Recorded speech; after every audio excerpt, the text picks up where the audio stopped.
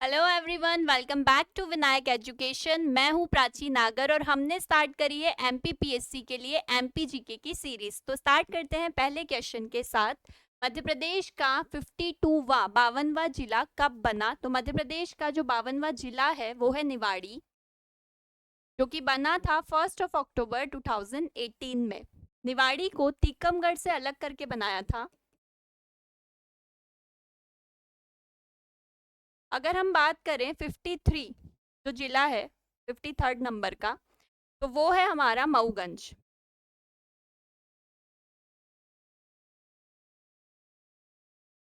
54th जो district है वो है पंढुर्ना। और 55th और सबसे नई जो डिस्ट्रिक्ट बनी थी वो है मैहर। ठीक, आगे बढ़ते हैं। तो सेकंड क्वेश्चन है, मध्य प्रदेश में निम्न में से कौन सा स्थान विंध्य पर्वतमाला, मैकल पर्वतमाला, सतपुड़ा पर्वतमाला का मिलन स्थल माना जाता है? इन तीनों पर्वतमालाओं का मिलन स्थल किसे माना जाता है? तो वो माना जाता है अमरकंटक को। अमरकंटक जो है पुष्पराजगढ़ तहसील में अनूपपुर जिले में है, अनूपपुर डिस्ट्रिक्ट में है। ये मेकाल श्रेणी की सबसे ऊंची चोटी है, जिसकी हाइट है 1067 मीटर्स। यहीं से नर्मदा नदी का, अमरकंटक से ही नर्मदा नदी का उद्गम हुआ है। नेक्स्ट क्वेश्चन इसी पे बेस्ड है कि मध्य प्रदेश में नर्मदा नदी का उद्गम स्रोत माना जाता है। तो मध्य प्रदेश में नर्मदा नदी का उद्गम स्रोत कौन है?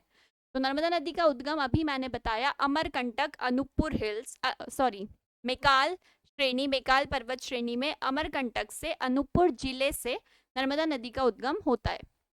अगर हम नर्मदा नदी की बात करें तो नर्मदा को मध्य प्रदेश की लाइफलाइन बोला जाता है। ये मध्य प्रदेश की सबसे लंबी नदी है जो कि अनूपपुर जिले से निकलती है, जिसकी टोटल लेंथ है 13-12, ठीक, 13-12 किलोमीटर्स।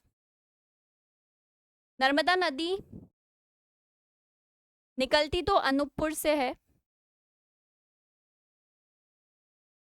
ठीक, और ये जाके मिल जाती है खंबात की खाड़ी, खंबात की खाड़ी अरब सागर में, खंबात की खाड़ी से होते हुए अरब सागर में जाके मिल जाती है।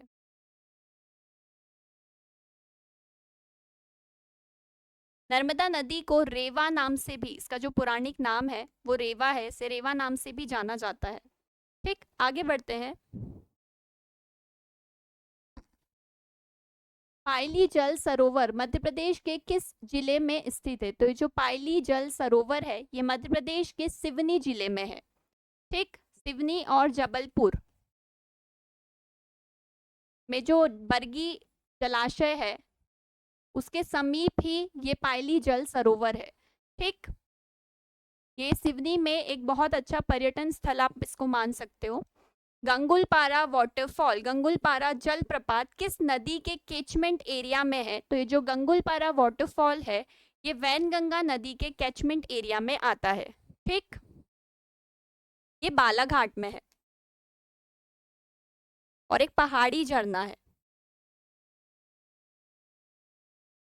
ओके, तो हमारी न्यू बैचेस स्टार्ट हो रही हैं 15 जून से। अगर आप एमपीपीएससी या किसी भी कॉम्पिटिटिव एग्जाम की प्रिपरेशन कर रहे हैं तो आप ये बैचेस ज्वाइन कर सकते हैं। बैचेस ऑनलाइन और ऑफलाइन दोनों मोड्स में अवेलेबल है।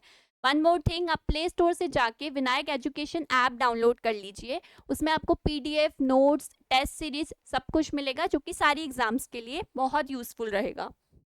नेक्स्ट है, मध्य प्रदेश में कपास अनुसंधान केंद्र, ठीक, रिसर्च सेंटर कहाँ पे स्थित है? तो मध्य प्रदेश में जो कपास अनुसंधान केंद्र है वो खरगोन जिले में है। अगर हम बात करें मध्य प्रदेश में चावल अनुसंधान केंद्र की तो वो बड़वानी में है। मध्य प्रदेश में आम अनुसंधान केंद्र गोविंदगढ़, रीवा के गोविंदगढ़ में है। मध्य प्रदेश में अंगूर अनुसंधान केंद्र वो रतलाम में है। और मध्य प्रदेश में केला अनुसंधान केंद्र अभी प्रस्तावित है जो कि बुरहानपुर में है।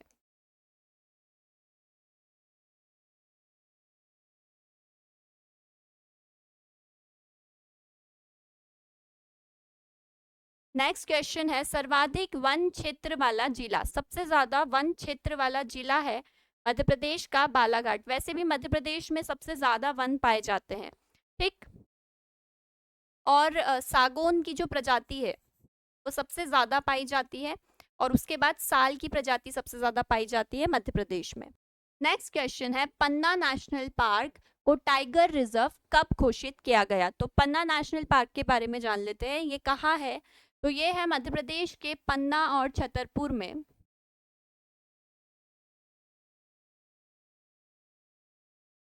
नाइनटीन 1981 में से नेशनल पार्क बनाया गया था और 1994 में से प्रोजेक्ट टाइगर में शामिल किया गया, ठीक। तो आंसर होगा 1994। पन्ना नेशनल पार्क में केन नदी प्रवाहित होती है, यहीं पे रेप्टाइल पार्क है।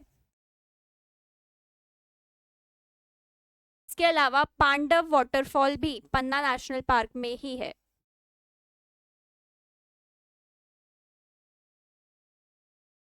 आगे बढ़ते हैं।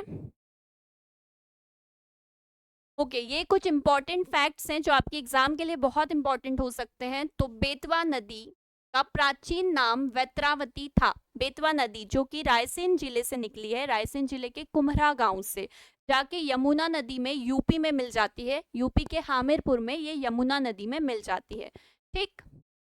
बेतवा नदी को बुंदेलखंड की गंगा भी कहा जाता है।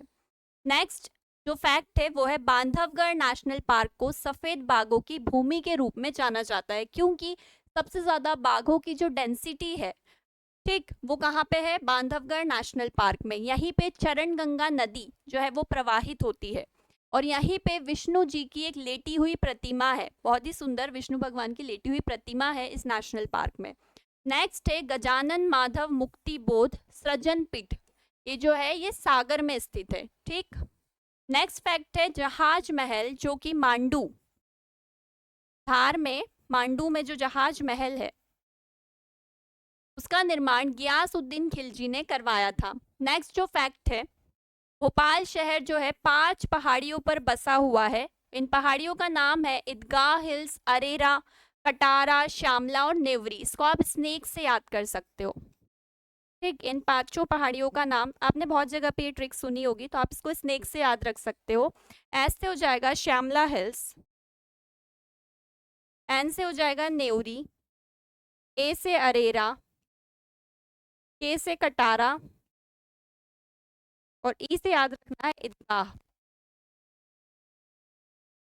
तो ये थे कुछ इंपॉर्टेंट फैक्ट्स और कुछ इंपॉर्टेंट क्वेश्चंस आपके एग्जाम्स के लिए, ठीक।